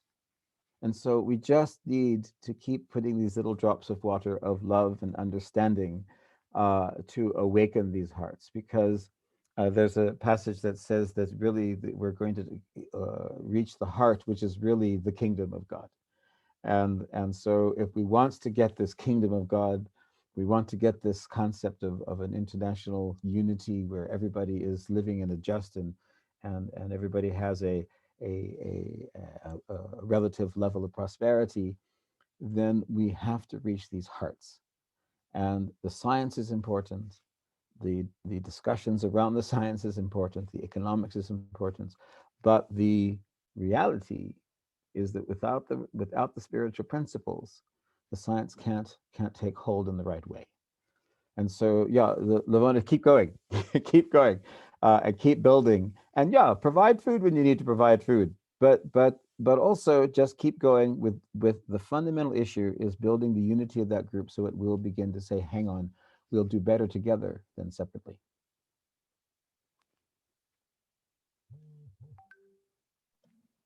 Thank you. And Iraj. Thanks. I really liked what Ladan said, and there isn't really kind of much to add to it because it's such a succinct concept. But I also didn't want to exclude the idea or concept that even if, for example, you look at society as being atheist, right? That it is a society that doesn't recognize God, that doesn't recognize that there is something far greater than us, that even within that framework, you cannot deny that we are connected by the very virtue of the fact that, you know, we are all in lockdown right now. Internationally, we are all in lockdown because we are all connected. And what happens in one part of the world will inevitably affect another part of the world. So even if you don't consider us to be spiritually connected, everything else in the world is indicating to us that we are on one planet. You know, whether it's cryptocurrency, whether it's travel, whether it's internet, whether it's a virus, everything is saying, hey, listen, you guys are connected. And what happens on one part of the world will affect another part of the world. And until you guys recognize that, you're not going to be able to do anything. And if you want to move together, you need to recognize that fundamental unity. And I think something else that's really important, and that I really, really love from a Baha'i perspective, is that it is explicitly stated that unity is not uniformity. We're not all supposed to be the same. We are not all the same, and therefore we cannot all be the same. But there is a unity that we must have within our diversity, because, you know, if you think of an amoeba, the edge of the amoeba, every time someone contributes something, the edge of that amoeba changes. And so if we are all contributing towards a common goal and purpose, which is the unity of humanity, if we are all thinking about everyone else, then everyone is covered, because someone else is thinking about me, I'm thinking about someone else, someone is thinking about me, I'm okay. And so we need to recognize that we're not being asked to think the same, or to do the same, or to wear the same things, or to eat the same things, etc., etc. We're asked to simply be thinking of each other in a most basic, the basic minimum thing is, let me think about me and let me think about someone else as well. That's it. That's all. Yesterday, if I can just, yesterday when I was chatting to Charlotte in preparation for this, we were discussing food security, Uncle Steve, and we were talking about, you know, the prejudicial systems within South Africa that people are not even aware of. And one of that is the spatial planning and town planning of places in South Africa. And I remember telling someone, Cape Town is racist. And they were like, oh my God, no, you can't say Cape Town is racist. Cape Town is so beautiful, blah, blah, blah. How can you say that Cape Town is racist? And I was like, can you see that the majority population of Cape Town cannot enjoy all of the amenities of Cape Town? Why? Because of spatial planning. Because it takes 30 to 50 Rand a day from where people were shoved out in like the worst parts of Cape Town that continuously either get flooded or, you know, nothing can grow, to be able to come into Cape Town to enjoy the amenities. And we were talking simply about the difference in the prices of food and the price of milk at a Woolworths versus the price of milk at a Checkers for a simple 2-liter milk, and accessibility of people to something as basic as milk is so huge. And it will be a really interesting exercise for you guys this weekend to go and do a price check difference, and to think to yourself, like, there's an amazing special on right now where you can buy, you know, 4 or 5 bags of different vegetables for 120 Rand, right? And if we think of the basic income grant, maybe that's like half of the basic income grant. But if that is an amount that we as people who have access to laptops, computers, data, internet, etc., can swallow on behalf of other people. And I know Uncle Steve said we must be aware of how we help. And just because someone is starving doesn't mean, you know, we ameliorate the issue immediately. But we also have the opportunity to ameliorate issues immediately, so that people can think about something else rather than being starving. Is that these are small ways in which we can, per month, adjust life for people around us. And for us to just think of small things. I remember going to a restaurant and someone basically didn't eat half of their food and left it untouched. And I was like, oh, why don't you just take it with you as a takeaway to give to someone who's starving on the street? And it hadn't occurred to them. And there are little things that we can do as individuals to help those around us that help individuals, and then there are things that we can do that help things structurally, that help things on a grander scale. So yeah. Thank you, Amy. Thank you so much. Iraj, before I go to you, I just wanted to follow up on one small thing that Amy just shared, and we had this conversation about food and the accessibility of food. And I was sharing with her yesterday, you know, I took somebody recently to Borough Hospital and, you know, to buy time. I just explored the area a bit and I went to the shop right there. And I normally know prices of things from one shop to the next because that's what I'm interested in for a while now. It's food and prices and all of that. And I noticed every single item that I would normally buy, and I looked at the price at that ShopRite was at least 30 to 40% more than it would be at the ShopRite where I live. I was quite shocked actually, you know, and I realized that the people who live in that community, they have no choice but to pay that price because the nearest ShopRite or shop from where they live, they would have to take a taxi or 2 taxis, right? Or arrange transport to go to the ShopRite where that exact same thing is cheaper. And that's what Steve was talking about, you know. It brings me back to this whole area about how do we build this community so that if we don't, then the price is just going to keep going up and up, right? And the poorest of the poor is going to pay more, and the ones who necessarily is not poor is actually going to get it for less, but they can afford it because they can get in the car and go next door. So that was just something small I wanted to share, is that, you know, based on what Amy just shared, is that if we are not going to build this community and see what's happening with our neighbors and see how we can share resources, we are always going to end up paying more. So yeah, so thank you for that, Amy, as well. Iraj, and then Stephen, please. Yeah, thank you very much. I just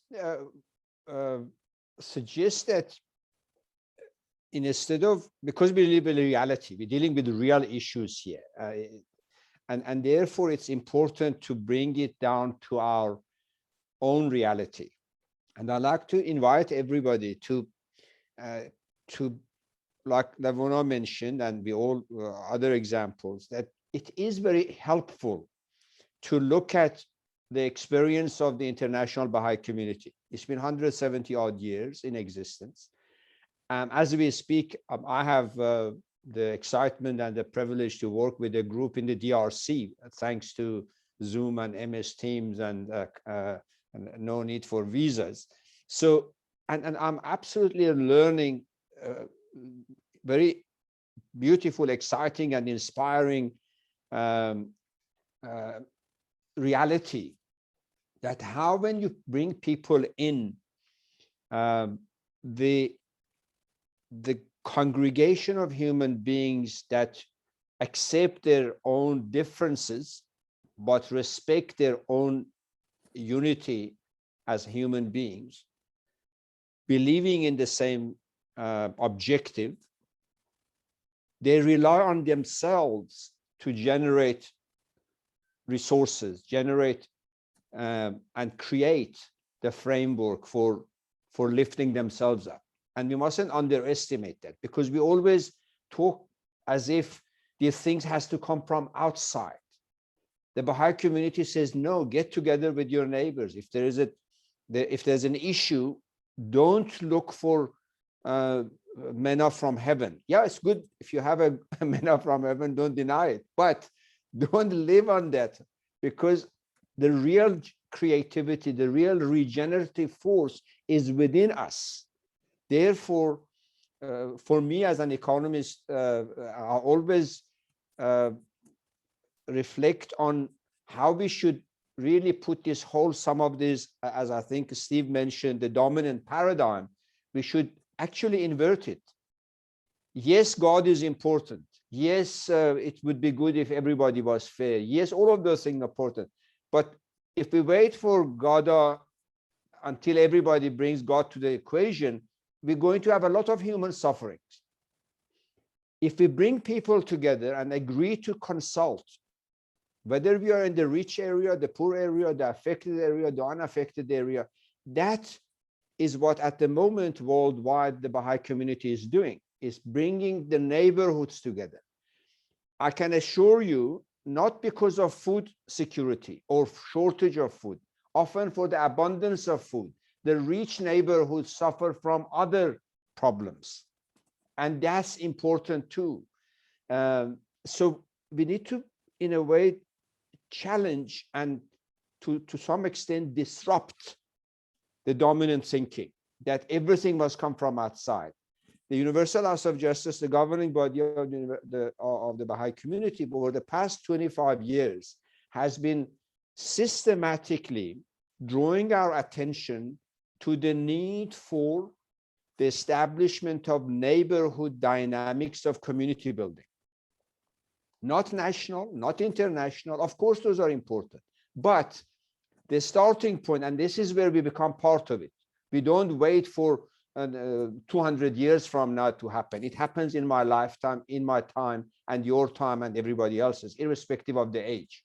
If we focus on building a human society and a humane society, that's God in action in our midst. That's putting our resources into re-challenging the dominant paradigm, re-establishing the beginning of a new race of human being based on new ethics. I come back to the issue of ethics. Do the right thing wherever you are, however you are, in whatever conditions you are. And I just thought I should share that thought for those of us who are interested to examine it. It works. It's not easy, but it's real. And when we do it, tough as it might be, we enjoy the process of transformation because we are part of it. We are not waiting for somebody to transform us. We are leading the transformation at our neighborhood, with our kids, with our teenagers, with our youth, and we're going through the tough exercise. And that, believe me, is very exciting. That's ethics in action. That's economics in making the choices of how we use our time, our money, and energy. Thank you very much. Thank you, Iraz. And everybody can do it. Thank you so much. Steve? Friends, sorry, Steve, I think we're going to continue for another 15, 20 minutes, maybe even until 9:30. So please, there's still room for questions. Please feel free. Yeah, so I was very happy with what both Amy and Raj were talking about, because I was hoping these things would come up. One point that I didn't raise that I thought might be useful to raise now was most people, just as food security is not really about food, food security is not actually a problem of the poor. Food security is a world problem that affects all of us. The example of the looting this month is a perfect example of how vulnerable we are. If they had not reopened the N3 when they did, Howick would have run out of food for everybody in about 3 or 4 weeks at the most. So even the rich people who are ostensibly food secure would not have had food, because the system is so fragile. And so again, there was food in the shops, which people took, so it was no longer available that way. There were food in other shops which were under security, so nobody could get in, which was not available. The food that was available outside the town to be brought in on the normal supply chains was not couldn't be brought in. So access, as I say, so eventually, this isn't an issue of poverty. Sure, the weak will fall first, the more vulnerable will fall first, but it will only take a few days. Just look at Yemen. You know, there were many people who thought, well, we're fine. And then all of a sudden there was systematic destruction of their economy and of certain people. And pretty soon it's the most food insecure nation in the world. We had the same thing during, you pick any war, any crisis, we're all incredibly vulnerable. And we're vulnerable because we're not unified. And so we mustn't think this is their problem. That's number one. It's our problem, because we are just as vulnerable, just it may take a little longer for me to feel it. And because I can recover more quickly, I'm inclined to reinforce my thinking, well, I'll be okay, I'll be okay. and then one day I won't be. And that is the crisis that we are all sitting on the edge of in this country and in many countries. So following on with this, that's one of the challenges, and this is something that was made directly by the Universal House of Justice to the Baha'is themselves, was if you are having a Baha'i community that is well functioning and happy and unified and looking after itself, but living at a comfortable distance from the realities experienced by the masses of humanity, then you are out of touch and you have no way of becoming a pattern for change.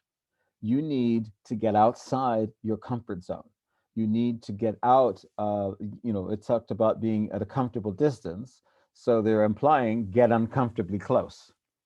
And that means climbing into places you wouldn't want to go to meet people you don't normally talk to find out how are they living their lives. What is it? What can you buy for that 350 rands? What is the reality, and how much does it cost to get that 350 rands worth of groceries when now 60,000 people in Howick, in Mpopomeni, now have to do 2 taxi drives to get to the food place because their shops were all burnt down. So now they have expensive public transport to get to shops that have food that are now doing a brisk trade at least 20% marked up, increase in prices. And so we need to know that. We need to be in touch on a daily basis with those people. And so this is very much, as Iraj is saying, very much a neighborhood exercise. But our neighborhoods don't have to be just my nice Constantia neighbor or my nice Sea Point neighbor. It can also be my Mpopomeni neighbor or my Deep Kloof neighbor, because we're really not that far from each other physically, and we can make a little bit of effort to stretch our neighborhood. So that's a huge paradigm change. We have to start looking over our fences and beginning to see what the life is really like in these homes. And I think, Amy, you probably know this better than most of us, and I know my wife Karen knows it better than everybody. The life is really, really tough. It is a day-to-day survival existence. And then we say, but be happy. It isn't that easy. It isn't that easy. And so the last point I wanted to pick up on is there's a principle in Baha'u'llah's teachings about bringing yourself to account each day. And this principle is the fundamental. I mean, I've built my entire academic career on this principle. This principle is applicable at the community level to help the community bring itself to account and ask the question, not what do you need? Because that's the most deadly question on the planet. We're not even allowed in our classes to even discuss needs. We ask 2 questions. What are you trying to do? And what have you got to work with? And you build from there. And then once all those resources, and it's human resources and social resources and physical resources, financial resources, and natural resources, all those resources, once those are exhausted, you can start looking at the possibility of looking for some outside resources, because you've built the capacity to use your own resources, and then you're wiser about external resources. And I'm sure Iraj knows more than I do about this, but if you study these development projects that are internationally funded, the vast majority of the money never actually reaches the community. It goes back to the country of origin in the form of equipment purchased from that country, inputs from that consultants from that country. And so even the $50 billion that gets awarded to a project actually almost never touches the ground. And the way Baha'u'llah is saying this now through his Universal House of Justice, that we can't operate that way. We have to start at the grassroots. We have to build up from there, and we have to build the capacity of the human being to be able to deal with these increasingly complex issues by starting with what resources we have, starting with spiritual principles, starting with the good decision making through consultation, and building the unity It's a two and go. It's a roundabout.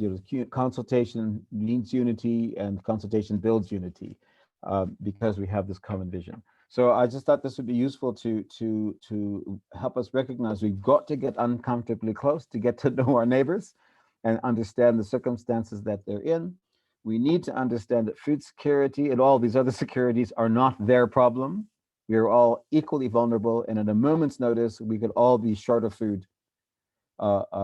And that if we bring ourselves on a community neighborhood level to account, looking at what we've got and what we're trying to do, we can set ourselves on a pathway of prosperity.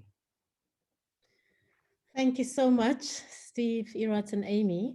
I was just looking at the chat box, and I see that Pamela Paul, she was writing some conclusions in a way. So Pamela, I don't know if you want to share some thoughts, but I thought I'll just read what you have put in the chat box. You saying that, number one, unity of humanity. 2, justice for self and then others. And 3, don't just provide handouts, but think about what we are, the developments around us, and how can we make an individual decision for a collective impact or change. I think that's just, a wonderful contribution to a conclusion. So I don't know, Pamela, do you feel inspired to share some thoughts around that? Thank you for the opportunity and for reading that out. I wasn't expecting that, but thank you to the speakers. I've been, and I know Professor Nason for a while. We've been in the development arena for many years on working on poverty eradication in the continent. And what I've learned today really makes sense in terms of after, attending the pre-summit on food security.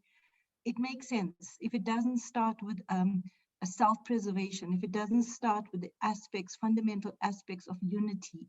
I think policymakers and decision makers can speak all they want. And as Steve also mentioned, you can clean up the town and you'll find it in the worst of situation tomorrow. And what are we teaching? We are not teaching principles of, responsibility. I think we must learn how to teach people about being responsible rather than just responsible. And there's a huge difference. So thank you for that. Wonderful. Thank you so much, Pamela. Much appreciated. So I think we have come to the end of our, let me just see if there's, I just want to make 100% sure there's no one else.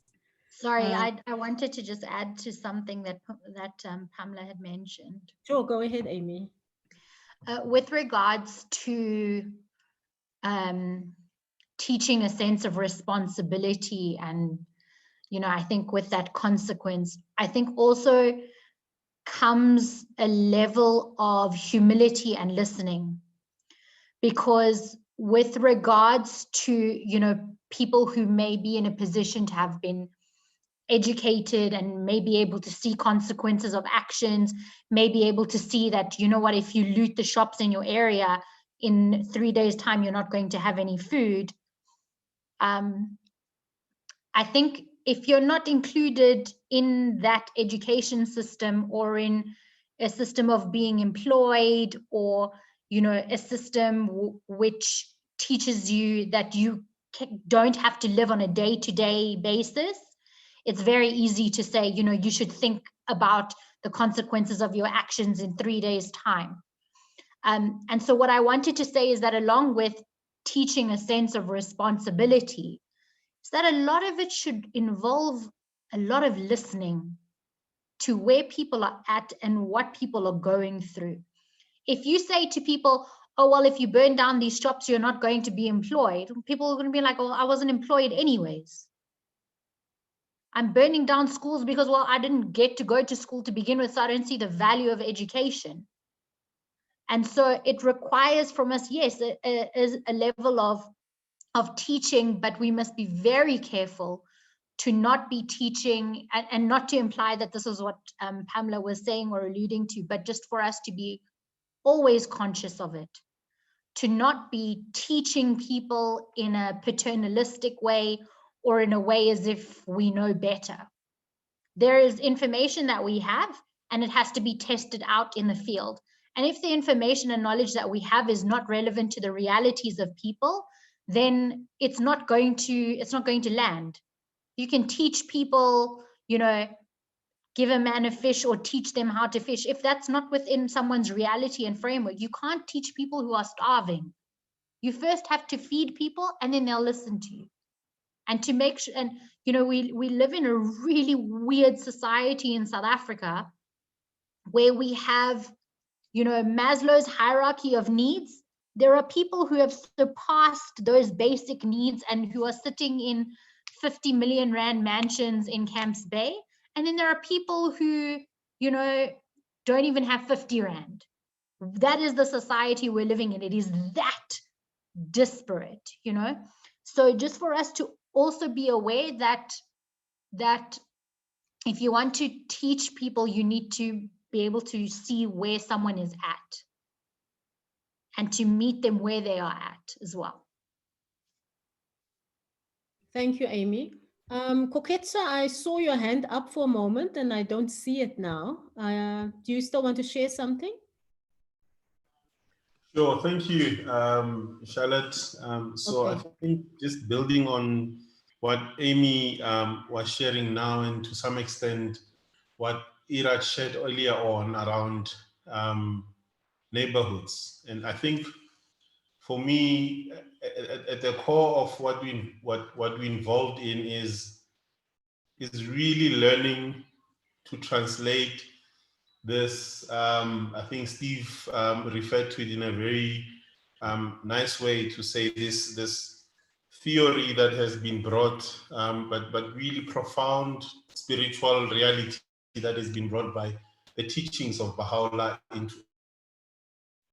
And this is a journey that involves a lot of learning. And I think one of the learnings is this thing that Amy is sharing now, that it's really easy to sit at a distance and observe and sort of say, this is what is needed. But the neighborhood process that actually Iraj was referring to earlier on is actually a process where when one sort of starts not even going deeper, when you start trying to walk that path, you actually understand that some of the things that you see or you see from a distance are actually not the real problem.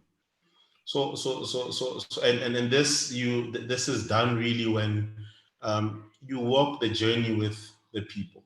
You engage with the people, and it becomes clear that and you learn together with the people. And what is also profound is that people are able to also bring solutions in their own context that contribute to the greater good. And for me, also one of the core things about this whole transforming of individuals and transforming of community is around this whole thing of the betterment of the world. And it's also that conversation, when Amy read that first that first quote that she shared about the betterment of the world can be achieved through pure and goodly deeds, through commendable, not that the well-being of mankind, its peace and security can be achieved through the unity. And then Steve later on shared that this unity can never be achieved so long as the principles or the teachings of God are not followed. And it's a very, I know in most conversations, the subject that one needs to be very cautious around, because people believe in different things. And one observation around the conversations at the neighborhood process is, and I don't claim to be an expert in neighborhood or anything, is that there is also a realization that when we go deeper into who we are, and I think that this whole concept of the soul, our ability to process our reality, to comprehend our reality, and take meaningful action towards this transformation becomes even even clearer. And this whole idea of coming together, and in whatever way, whether one is Muslim, is Jewish, is Buddhist, from whatever religious or faith background people come from, there is this appreciation of the oneness of God.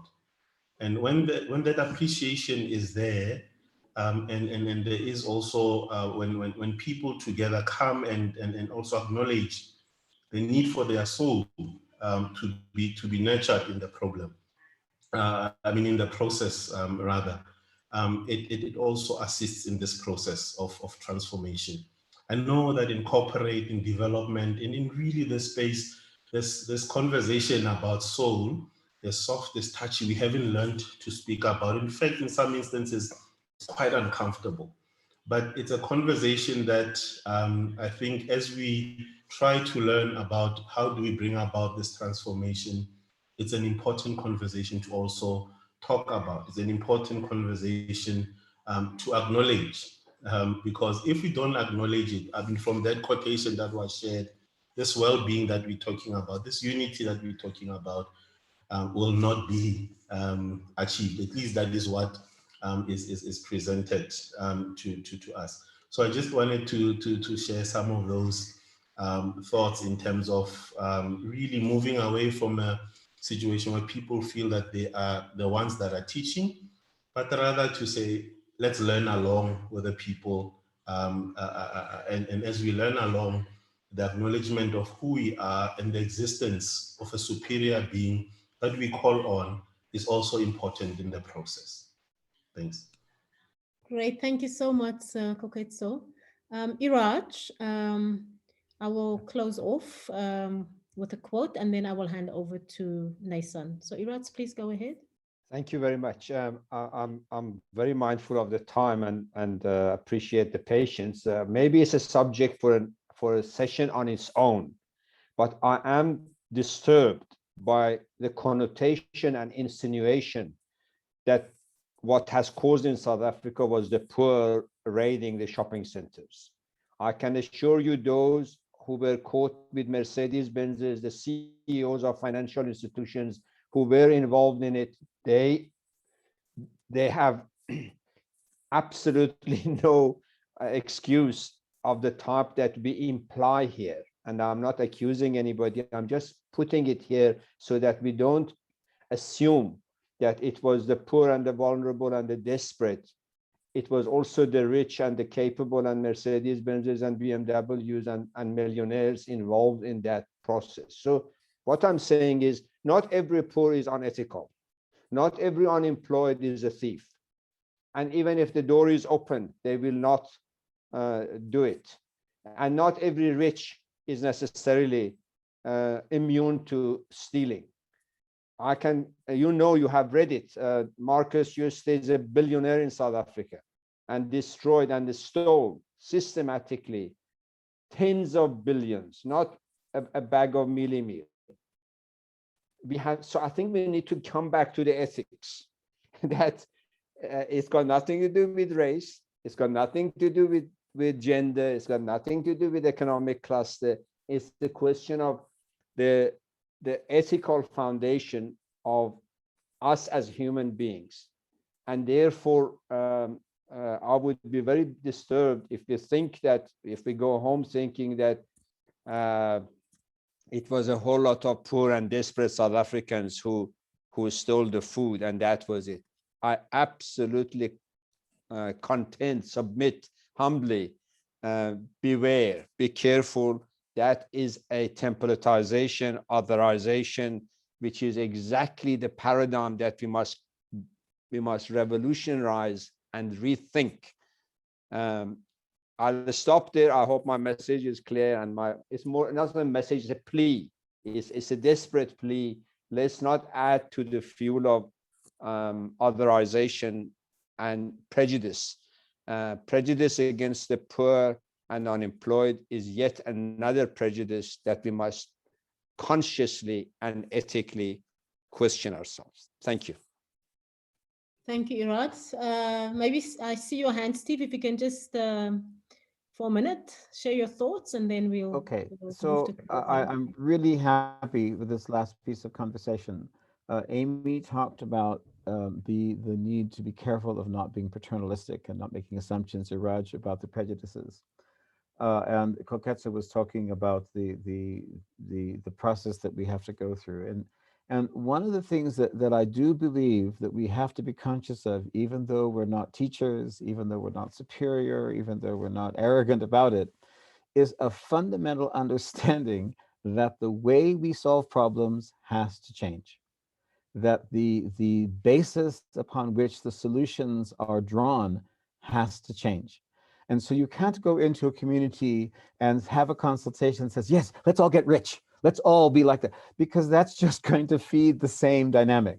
So as much as we want to not be paternalistic, as much as we do not want to be dogmatic, we cannot, in good conscience, continue to support the materialistic approach to solving the economic problems.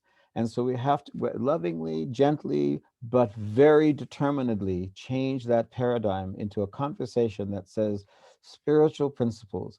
Let us think about this. And Koketsa, the one thing that jumped into my mind when you were talking about religion, this isn't about religion. We don't believe different things. We have different practices.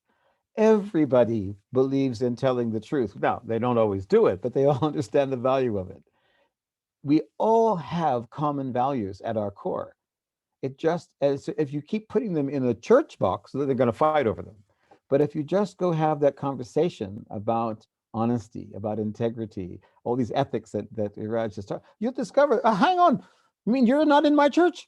How could you not be in my church? You think exactly the same way I think.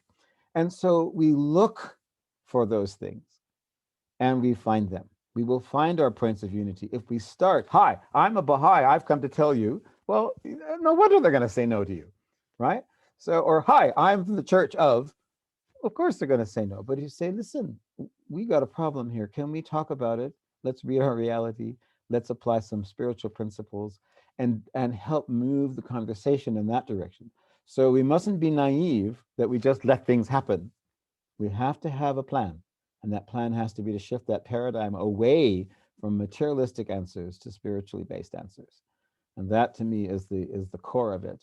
And you can call it God, you could not call it God, whatever is comfortable in that conversation. But it does not change the fact that the spiritual principles are the things that need to change or need to be brought in. Otherwise, we're going to go right back.